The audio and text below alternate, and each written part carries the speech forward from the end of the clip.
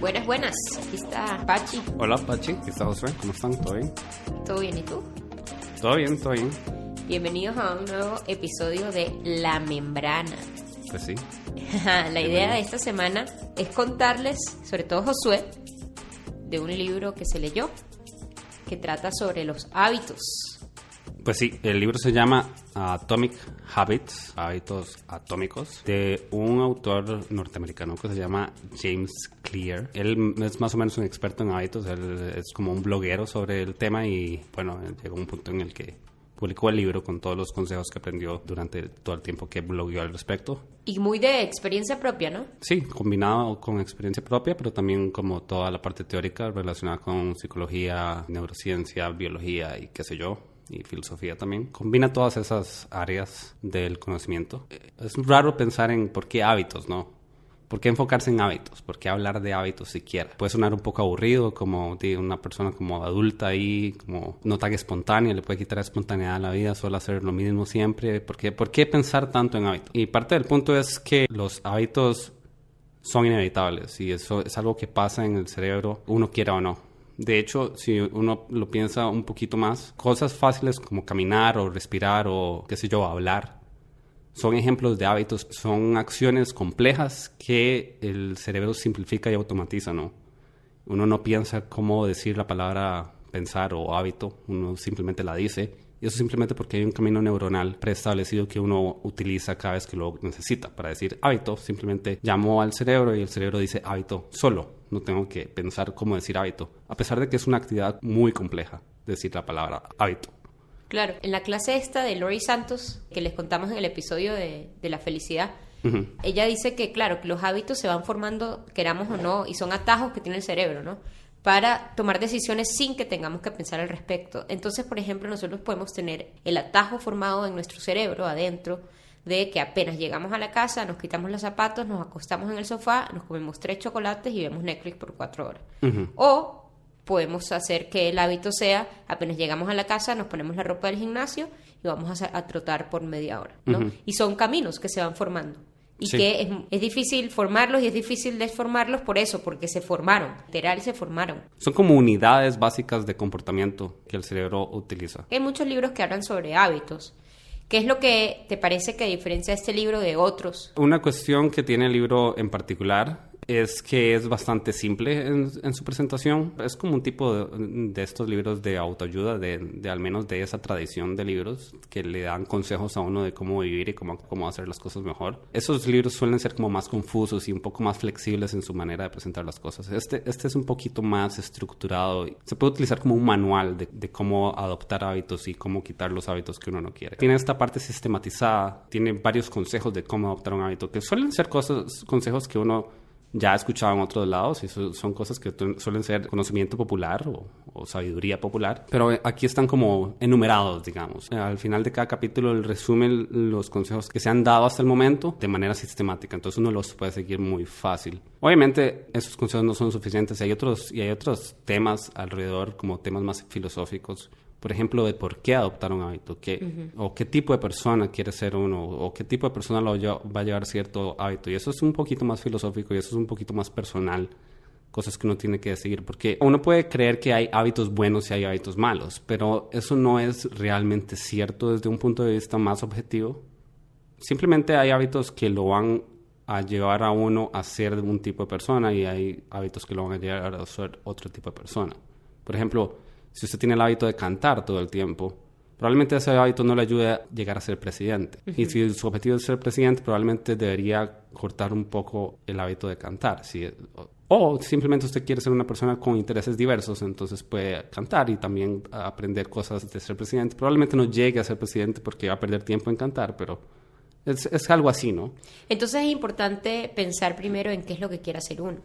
Sí, qué tipo de persona quiere ser. Y lo que pasa es que hay como una carretera de 2 vías en cuanto a la identidad, en qué quiere ser uno o qué es uno y los hábitos. Y cada acción que usted hace es como un voto hacia el tipo de persona que usted quiere ser. Sí, cada vez que usted repite cierto comportamiento, eso quiere decir que usted está llegando a ser ese tipo de persona que hace este comportamiento. Y la identidad y los hábitos son básicamente lo mismo. De hecho, la etimología de la palabra identidad, no me acuerdo si es en griego o en latín, pero significa como acción repetida. Bueno, y lo otro que está ahí también es como que ayuda cuando uno dice su identidad, ¿no? O sea, por ejemplo, cuando yo estaba tratando de dejar de comer la carne, fue mucho más fácil cuando yo dije, bueno, voy a empezar un blog donde cuento qué es lo que como vegetariano. Entonces, claro, si ya estaba teniendo un blog donde mostraba que era vegetariana y no podía no ser vegetariana, ¿no? Entonces, como que se volvió eso parte de mi identidad y eso me ayudó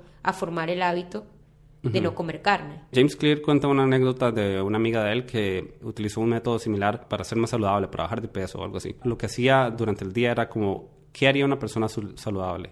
Por ejemplo, si uno llega al ascensor o las escaleras, ¿qué haría una persona saludable? Wow. ¿Utilizaría el ascensor o las escaleras? Entonces, ¿quieres ser una persona saludable? Entonces voy a utilizar las escaleras. Entonces, ¿qué restaurante elegiría una persona saludable? ¿Este o el otro? O ninguno. Claro. Entonces, eso es como un criterio que uno puede usar. Si uno tiene una identidad que quiere ser o un tipo de persona que quiere ser, si usted quiere ser más artístico, más deportista, más saludable, más disciplinado, lo que usted quiera, o ser un empresario, ¿qué tipo de persona sería un empresario? ¿Qué tipo de persona sería el dueño de una compañía o una empresa o un startup? Es una persona bastante particular, no es cualquiera. Entonces, lo que usted puede hacer es tratar de, desde esa identidad, tratar de ver qué cosas haría repetidamente ese tipo de persona y ahí como desglosar un poco la identidad, ¿no? En qué actividades haría esa persona y tratar de replicarlos y repetirlos a diario, ¿no? Entonces, como forzar un poco la identidad. Es elegirla. Porque si usted no elige su identidad va a ser elegida de manera más random, no va a ser tan consciente. Bueno, el otro día Josué me estaba contando de esto de la identidad, de, por ejemplo, gente que está tratando de dejar de fumar, que es mucho peor para ellos. Si alguien les ofrece un cigarro, ellos decir, no, es que estoy tratando de dejar de fumar, porque entonces la identidad sigue siendo de un fumador.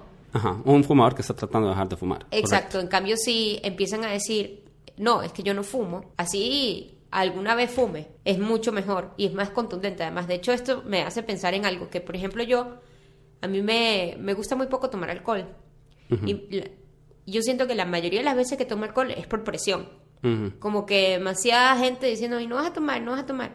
Y yo creo que sería mucho más fácil para mí adoptar la identidad de, no, es que yo no tomo. Y así cuando quiera tomar algo, puedo tomarlo y ya. Sí. Y así la gente además no me presiona tanto. Sí, yo no tomo. Entonces, exacto. Pachi no toma. Exacto. Sí. Sí, quizás por ahí. Pero usted ya tiene esa identidad, por algo es que no toma. A usted no le interesa el alcohol, entonces. Pero es que no es tanto, no tengo la identidad, yo siento. Yo no me considero a mí misma como una persona que no toma, es simplemente que no me gusta como sabe. Ajá. Otra cosa de por qué enfocarse en los hábitos está un poco explicado con el título. El libro se llama Atomic Habits. Atomic se refiere a una cuestión del interés compuesto. Si uno mejora, por decirlo de la manera más simple, si uno mejora alguna cosa, puede ser como una casa o un comportamiento o lo que usted quiera. Usted mejora, no sé, un mueble. Usted tiene un mueble y lo mejora todos los días 1%. Si usted repite esa mejora del 1% todos los días por un año, y si uno hace la multiplicación de 1.01 por 1.01, 365 veces da 37. Quiere decir que usted va a tener un mueble o una casa o un comportamiento 37 veces mejor al final del año. Solo mejorando 1%. O sea, no 37 veces, no 37% más, sino 37 veces mejor. 37 veces, exacto. O sea, por ejemplo, si yo quiero construir una casa de Lego, entonces supongamos que cada pieza de Lego es 1%. Entonces, un día yo pongo 1. Al día siguiente ya no puedo poner 1, porque ya es el 1% de la nueva cantidad, ¿no? Exacto. Es un crecimiento exponencial. Exacto, entonces tengo que poner 1 y un poquito más. Y así cada día, entonces va a terminar esa casa 37 veces más grande que cuando yo empecé con el primer Lego. Y lo mismo pasa a la inversa. Si uno desmejora 1%, bueno, no lo mismo. Al revés. Es un decrecimiento. No sé si es exponencial, pero es un decrecimiento. Llega a 1 hasta 0. Si uno desmejora 1% por día, digamos, si usted corre peor 1% cada día, llega a un punto en que está casi en 0 de su talento inicial, digamos, en un año. O sea, por ejemplo, si uno deja de hacer ejercicio, exacto, se siente demasiado. Un año es muchísimo. O sea, es como que si nunca hubiese hecho prácticamente. No, obviamente hay, ¿cómo se dice?, restricciones físicas que no permiten que las cosas crezcan siempre de manera exponencial, pero el punto es que si usted mejora solo un poquito cada día, qué sé yo, en escribir o en hacer videos, o en leer, o en lo que usted quiera, matemática, ingeniería, medicina, lo que usted quiera. Si usted mejora solo 1% de lo que es el día anterior, crece demasiado rápido en algún punto. Entonces la idea de él es enfocarse en esas pequeñas mejoras. Ajá. Sí, el subtítulo es como acciones diminutas que tienen potencial grande o algo así.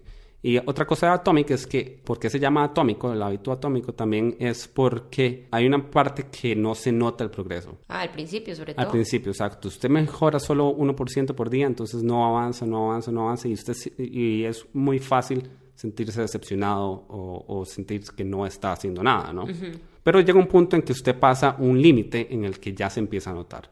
Es como la historia de los Beatles, ¿no? Que dicen, los Beatles fueron famosos de una vez, ¿no? De repente.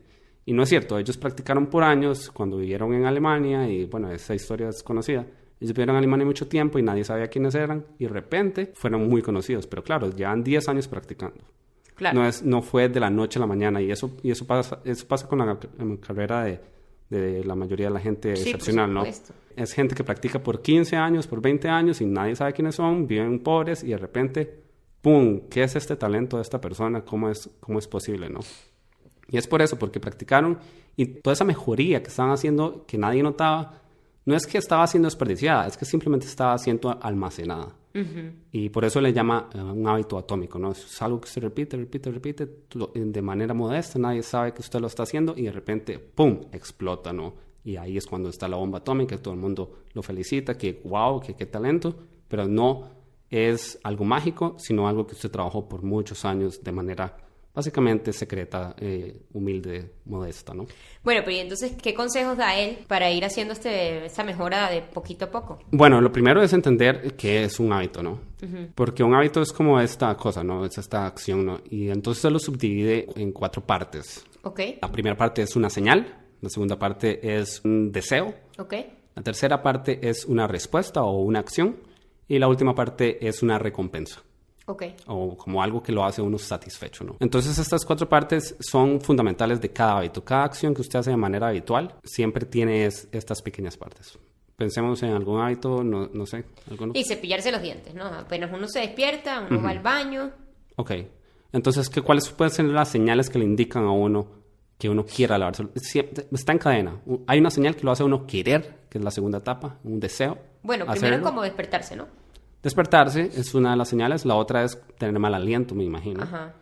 La otra es ver el cepillo de dientes en su posición, exacto, ver el baño. Hay varias señales en este caso. Entonces, son varias señales. No, de hecho, todos los hábitos tienen varias señales, ¿no? Okay. Nunca es solo una. Pero uno puede pensar como una para simplificar, claro. Okay. Pero entonces hay varias señales que le indican a uno querer lavarse los dientes, ¿no? Okay. Entonces, lo siguiente es el querer hacerlo. De hecho, en inglés utilizan la palabra craving, que yo creo que en inglés tiene una connotación de más fuerza, ¿no? Es como más que querer hacer algo. Sí, es como un deseo incontrolable. Como un deseo incontrolable, exacto. Es este deseo que uno no puede soportar. Hay un detalle importante ahí, y es que en cuanto a los hábitos y a los vicios y etcétera, a las adicciones, siempre la gente menciona la cuestión de la dopamina. Uh-huh. Que aparece en el cerebro, o no sé dónde es que aparece, yo creo que es en el cerebro, sí. Es una hormona que está relacionada con los hábitos y las adicciones. Está en esta etapa, en la parte del deseo. No está tanto en la recompensa una vez que usted hizo la acción que quería hacer, sino sobre todo está en la parte del deseo. Cuando uno siente el deseo es cuando está sintiendo la dopamina y es lo que lo jala a hacer la acción, ¿no? Lo que lo empuja a hacer la acción, a lavarse los dientes, a ir por el chocolate, a encender el tele, a ver las notificaciones de Facebook, esas cosas. Claro, pero por ejemplo con algo tan internalizado como lavarse los dientes, uh-huh. O sea, yo no me doy cuenta de nada de esto. La mayoría de estos son procesos inconscientes, por eso es que es un hábito. Y las señales uno no las nota necesariamente, puede que las note, pero normalmente no. Y igual el deseo, usted simplemente siente un impulso, y lo hace. Ah, entonces claro, entonces entendería que entonces el truco es, ya sea para adquirir un hábito o para quitarlo, es darse cuenta de cuáles son las señales, de cuál es uh-huh. el deseo, cuál es la acción y cuál es la satisfacción que uno siente después, para formarlos un poco más a propósito, ¿no? Uh-huh. De hecho, ese es uno de los primeros consejos, ¿no? Estar consciente de cuáles son los hábitos. Una idea es simplemente hacer una lista de qué cosas hace usted todos los días. Okay. A qué hora se levanta y qué hace de una vez. Por ejemplo, es muy común que la gente ahora se despierte con la alarma y una vez que apaga la alarma, comienza a leer las notificaciones, ver quién habló en WhatsApp, quién habló en Facebook y qué sé yo, ¿no? En Twitter, todo lo que uno usa, ¿no? Una manera de ser consciente de las cosas es anotarlas, hacer una lista de sus cosas. De hecho, él menciona un ejemplo de los trenes en Japón que utilizan esta técnica que le llaman señalar y nombrar. Se utiliza por seguridad y es como medio tonto porque simplemente señalan y nombran cosas que pasan todo el tiempo, como sonó el pito, se encendió la luz, se subió la señal, salió el tren, qué sé yo, no sé, cosas de trenes. Entonces, simplemente repiten eso y eso ha disminuido los accidentes en algún porcentaje alto, ¿no? Pero entonces uno tiene que señalar y nombrar. Es una manera de notar las señales del ambiente que lo impulsan a usted a hacer cosas, ¿no? Ah, ok. Es simplemente ese ejercicio. Otro muy importante que deberíamos todos hacer es meditar. Porque meditar es una práctica que, si se hace bien, eso es una de las cosas que uno practica o entrena, ¿no? Que precisamente notar cuáles son las señales de la vida y cuáles son los momentos en los que hay dopamina impulsándolo a uno a hacer algo. Cuando uno tiene ese deseo incontrolable de hacer algo, ese deseo que le impulsa a actuar. Claro, es que si nosotros nos damos cuenta de cuáles son estas 4 etapas, ¿verdad? Y podemos manejarlas. Y tomamos control de nuestra vida, ¿no? Esa sería la idea, ¿no? Claro. Meditar, para volver a meditar, perdón, es muy práctico porque meditar es básicamente como un microscopio de la vida normal. Porque uno lo que está haciendo es esta cosa de hacer silencio y no tratar de no pensar en nada, básicamente, pero es inevitable. Entonces, cada vez que uno está como concentrándose en la respiración o algo así, uno siente un impulso en pensar en alguna cosa. Y eso es simplemente dopamina impulsándolo a uno a pensar en algo.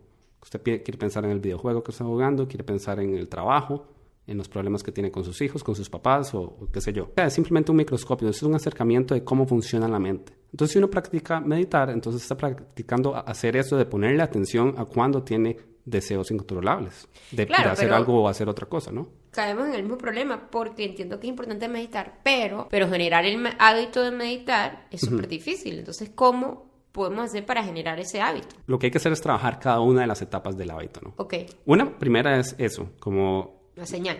La señal y estar consciente de cuáles señales. Hacer una lista, señalar y nombrar.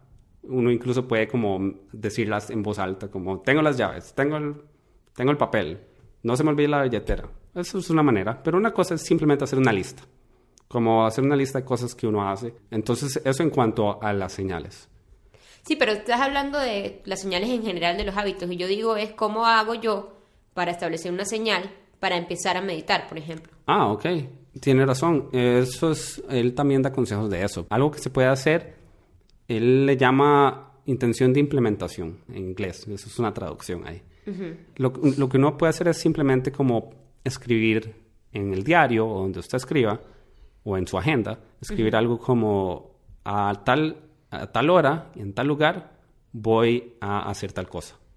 Después de que pase tal cosa, que sería la señal. Porque lo que pasa con las señales es que lo más común está relacionado siempre con el lugar y la hora. Entonces usted pone a las 7 de la mañana, después de hacer tal cosa, después de hacer tal otra, voy a meditar. Ok. 1 minuto. En tal lugar. En tal lugar, exacto. En tal sillón de mi cuarto, a las 7 de la mañana, después de lavarme los dientes, voy a meditar 2 minutos, por ejemplo. Y así de chiquito. Sí, eso de hacer hábitos pequeños tiene que ver más con la parte de la acción y la respuesta. Porque si uno quiere adoptar un hábito es muy difícil, sobre todo un hábito que uno no hace. Por ejemplo, si uno quiere aprender a pintar o quiere aprender a escribir o quiere aprender a, qué sé yo, no sé, alguna actividad, a tocar música. Es muy difícil optimizar y hacerse bueno en la cosa, ¿no? Escribir es muy difícil, tocar música es muy difícil y difícilmente uno va a poder lograr hacerlo bien y no va a tener la motivación porque es inicial, ¿no? La falta de habilidad lo va a desmotivar a uno. Sí, porque no es una satisfacción. No. Por ejemplo, sí, va a faltar satisfacción porque no va a lograr nada.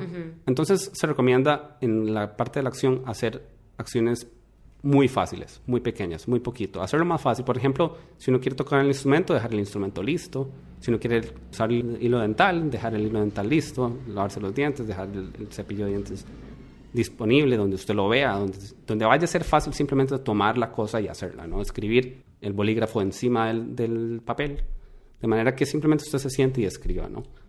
Okay. Y hacerlo por Al principio, o sea, en los primeros días, hacerlo muy poco. 2 minutos, o bueno, o sea, si quieren 1 minuto, 2 minutos, 3 minutos, si se sienten mejor, 10 minutos, 20 minutos. Ahí depende de cada uno, y ¿verdad? poco a poco irlo aumentando. Poco a poco irlo aumentando, pero siempre empezar con muy pequeño, ¿no? Precisamente para que sea fácil y precisamente para hacerlo y que el cerebro comience a hacer ese camino neuronal, ¿no? Porque si uno se fuerza a hacer 1 hora de escribir o 1 hora de leer, entonces es más fácil que no lo haga. Entonces nunca va a comenzar a construir el hábito. Primero hay que estandarizar y luego optimizar, dice él. Entonces es como esa idea. Yo, por ejemplo, ahorita estoy meditando 10 minutos al día. Yo he tratado de, sí, meditar media hora, sí, pero entonces me pasa mucho que a veces no lo hago. O escribir también. He tratado de escribir media hora, escribir 1 hora. Entonces me pasa que no lo hago también. Más fácil, comenzar poquito. Ahorita estoy escribiendo 10 minutos todos los días, 10 minutos todos los días. Con solo que aumente 1%, imagínense. Va a llegar a un punto en que va a escribir muchísimo, ¿no? Claro. Y que voy a escribir mejor. Y es parte de todo el proceso de adquirir un hábito. O sea, y vas a empezar a escribir mejor, incluso ahora que estás siempre con 10 minutos, ya ahí uno empieza a ver un poco la... Exacto, porque hay mejoras de 1% ahí en diferentes cosas. Pues sí. Ok, entonces eso es con respecto a la acción. Eso es con respecto a la acción. Hacerlo fácil es lo de la acción. También hay que pensar en malos hábitos, ¿no? ¿Cómo quita uno malos hábitos? Y lo que hay que hacer es lo contrario, ¿no? Él lo que dice es, él le llama las 4 reglas de la adopción de hábitos, digamos, traduciendo. O las 4 reglas de eliminar hábitos, ¿no? Las reglas son, hay una regla para cada una de las partes del hábito. Ok. Para la señal es hacerlo obvio. Que la señal sea obvia, que sea visible, ¿no? Para eliminar un hábito, que la señal sea invisible. Entonces, ¿cómo quita uno un mal hábito? Por ejemplo, si usted ve mucho Twitter o pasa mucho en Twitter. Entonces, ¿cómo hace usted, cómo elimina la señal? Probablemente usted tiene una notificación en el celular. Probablemente tiene un tono que le señala que entró un nuevo tweet de alguien, ¿no? Que a usted le interesa. Entonces, usted puede quitar esa notificación, por ejemplo. La segunda parte del hábito es el deseo, ¿no? El deseo... La recomendación es, si es un hábito que usted quiere adoptar, porque concuerda con la identidad que usted quiere tener, lo que hay que hacer con el deseo es hacerlo atractivo. Diseñar alguna cosa que haga que ese nuevo hábito sea atractivo. Por ejemplo, él cuenta de cómo, no me acuerdo cuál país, había como muchas enfermedades y era porque la gente no se lavaba las manos. Entonces, lo que hicieron, pues que estaban tratando de resolver ese problema, había cólera, no sé, había enfermedades contagiosas y había muchísimo. Y no lograban que la gente se lavara las manos. Y lo que pasaba es que todo el mundo sabía que había que lavarse las manos, nada más que la gente no lo hacía. De hecho, usted le preguntaba a cualquier persona, hacía un sondeo ahí afuera, y todo el mundo decía, sí, hay que lavarse las manos. Pero igual nadie lo hacía. Y lo que idearon fue simplemente vender un jabón más rico, un jabón con mejor olor y con mejor textura. Entonces estaban haciendo el hábito más atractivo. Entonces la gente tenía más deseo de lavarse las manos. ¿Y sí cambió? Cambió por completo. Las enfermedades bajaran un demasiado porcentaje. Sí. O sea, simplemente hacer el jabón más atractivo. Entonces la gente ahora quería lavarse las manos. Claro. No solo sabía que tenía que lavarse las manos, sino querían hacerlo. Claro, yo siento que eso un poco ha pasado socialmente con el deporte. Como que ahora el deporte es un poco más... o bastante, como mejor visto. Mejor visto, y entonces la gente sube sus fotos en CrossFit y no sé Correcto. qué, y entonces... como toda esta cultura de las carreras, de tal, todo eso, se ha hecho mucho más atractivo hacer ejercicio. Eso es una de las principales maneras de hacer un hábito atractivo, que la cultura lo apruebe y que si usted hace cierta actividad sea respetado. De hecho, algo que recomiendan es unirse a algún grupo que practique el hábito que usted quiere hacer. Por ejemplo, unirse a un grupo de escritores, o unirse a un grupo de lectores, o a gente que hace ejercicio. Claro. Si usted quiere andar en bicicleta, nadar, como... unirse a ese grupo, incluso es más efectivo si el grupo ya tiene algo en común con usted. Por ejemplo, unirse a un grupo de ciclistas mujeres o algo así. Él cuenta un ejemplo de gente de nerds, como personas, como geeks, como gente que le gusta Star Wars, que le gustan los videojuegos en New York. Y ellos entonces, no me acuerdo cómo se llama el gimnasio, pero es como nerds que hacen ejercicio. Entonces...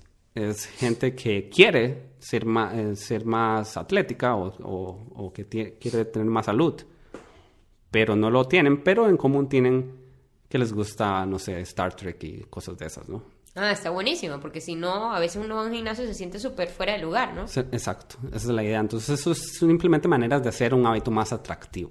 Ok, y eso además entiendo que ayudaría con el premio, ¿no? Porque como uno está con ese grupo, uno habla con ellos de, ay, hoy logré hacer tal cosa, y eso te da satisfacción. Sí, ahí mejora la parte de eso, del respeto, ¿sí? Como la cultura lo aprueba y satisfacción social, claro. ¿Y qué otras cosas podemos hacer, digamos, si no estamos en un grupo, o además de lo del grupo, para fomentar la satisfacción de algún hábito? Porque, por ejemplo, a mí me pasa haciendo ejercicio que no siento ninguna satisfacción.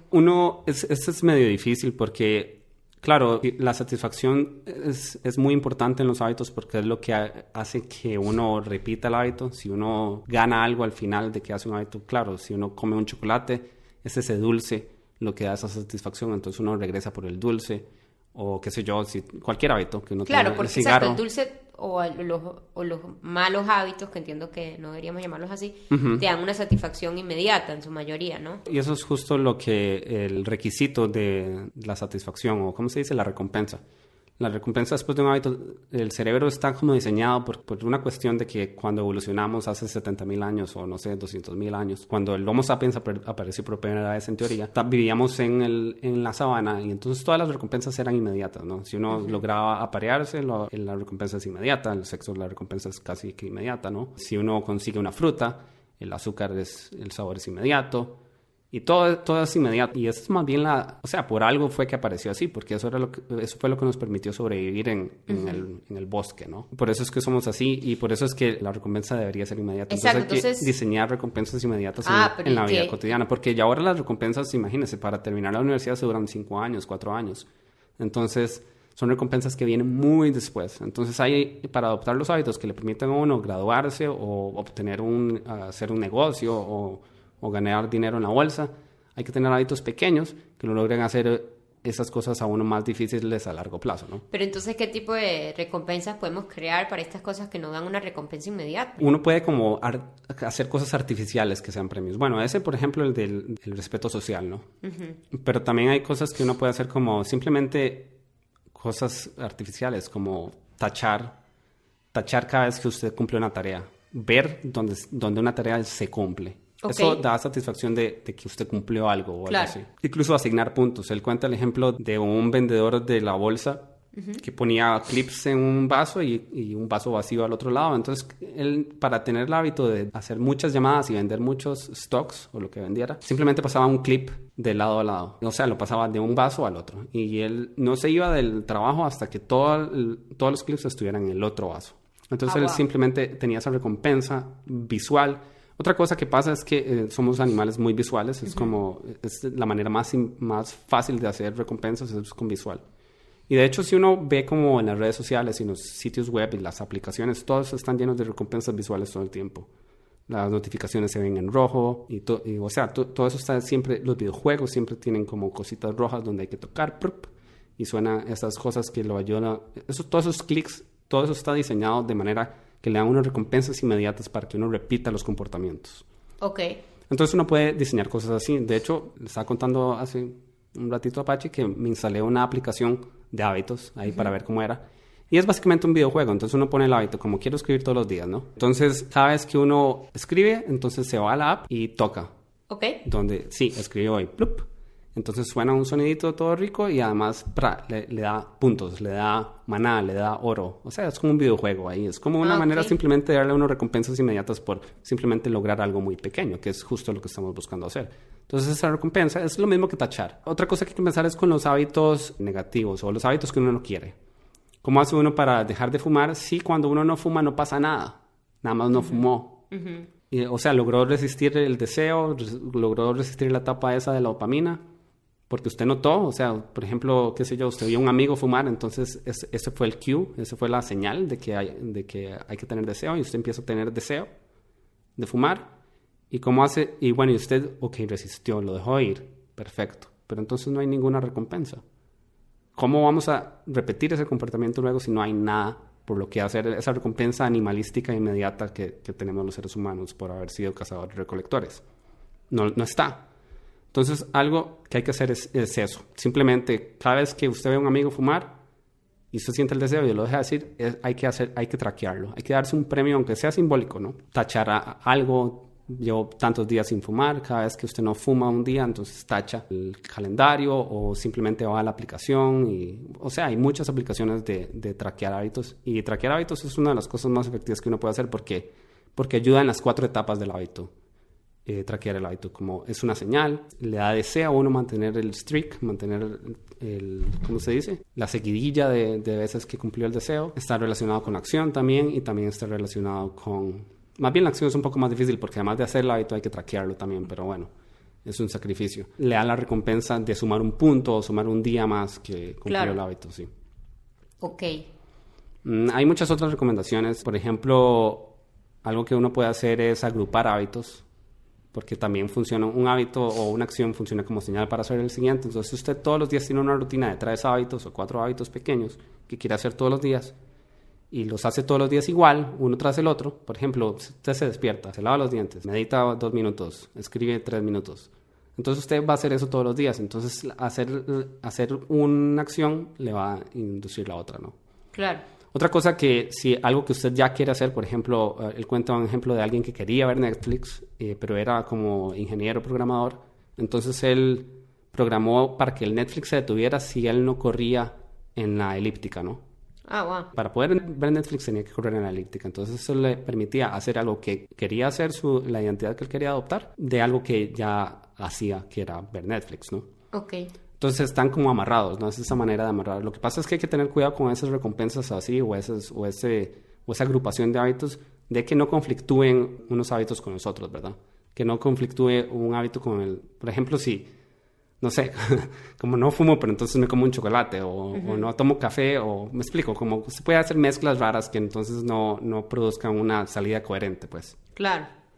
Wow, súper interesante. O sea, pareciera que si uno establece un sistema que lo ayude todo lo posible para que no sea fuerza de voluntad, sino para que sean estas cositas, entonces puede cambiar muchas cosas, ¿no?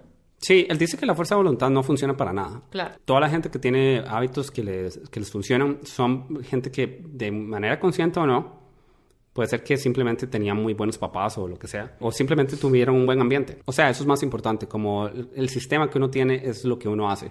Es el control que uno tiene. El autocontrol es una buena estrategia a corto plazo, pero a largo plazo no funciona. Usted puede controlarse un par de días, 3 días, 4 días o qué sé yo, o depende de la persona, de cuánto autocontrol tenga. Pero si tiene las mismas señales, si tiene el mismo ambiente, si tiene las mismas recompensas, uno va a seguir haciendo lo mismo. Entonces hay que, a propósito, cambiar las cosas. Él cuenta la historia de la guerra de Vietnam en Estados Unidos. Hubo como una epidemia de adicción a la heroína cuando ellos vivían allá en la guerra. Y la mayoría, o sea, un porcentaje mayor del 50%, yo creo que el 90%, una exageración así, todo el mundo utilizaba heroína allá, los soldados. Entonces, obviamente, el gobierno estaba muy preocupado y le pusieron atención al problema y tratando de resolverlo. Pero lo que pasó es que espontáneamente un porcentaje altísimo de los soldados que regresó a Estados Unidos después de la guerra, la mayoría no fue adicto a la heroína más. Dejó de utilizar la heroína de manera espontánea. Y simplemente fue porque el ambiente, las señales, las recompensas ya no estaban ahí. Era otra situación. Como la situación cambió por completo, la gente dejó de usar la heroína. En ese momento fue como un descubrimiento muy loco porque la gente que tiene adicciones o cuando tiene vicios o cosas de ese tipo se ve más como un fallo moral. Se le tiende a atribuir más es como una culpa que tiene la gente de actuar mal o de no actuar de manera coherente con su identidad, etc. Pero desde ahí, o sea, se han hecho más estudios y se ha descubierto que la mayoría de las veces o siempre en realidad es más por las señales y cuestiones ambientales y recompensas que uno tiene que le permiten, que le inducen a actuar de cierta manera y no de otra. Claro. Si uno repite una manera de actuar es porque hay buenas razones para hacerlo, me explico. Hay buenas razones para comer chocolate todos los días, hay buenas razones para comer queque, para fumar, para ver pornografía todos los días, para lo que usted quiera, drogas, etc. Hay buenas razones para hacer eso, porque claro, porque hay recompensas y hay señales en su ambiente que le permiten que pase eso. Y entonces no es una cuestión de quién es el culpable o algo así. Es simplemente que algo está pasando psicológicamente. O sea, también hay cosas internas, ¿no? que le hacen hacer uno eso. Si uno tiene ansiedad por algún examen, entonces eso le puede triggerear el señal o el deseo de fumar, por ejemplo. Entonces todo eso es simplemente, si uno quiere en serio cambiar alguna acción que está repitiendo todos los días, eliminarla o adoptar alguna, Lo que hay que hacer es ver cuál es el sistema que le está haciendo eso. Claro, ok, buenísimo. Bueno, ya yo me quiero leer ese libro. Sí. A ver qué. Yo lo súper recomiendo, es como un manual. Hay un montón de recomendaciones, algunas están aquí en el podcast, pero hay muchas más que se pueden adoptar y se pueden intentar hacer. Pues sí, es súper recomendado. Sí, cuéntenos si se lo leen y qué les parece esto de esta estrategia para mantener o quitar hábitos que no queremos tener. Y muchas gracias por escucharnos y recomiéndenle este podcast a alguien más. Pues sí, recomendadísimo. El libro y bueno, el podcast también. Yo creo que hicimos un buen resumen, ¿no? Sí, creo que sí. Pues sí. Bueno, muchas gracias. Hasta luego. Chao.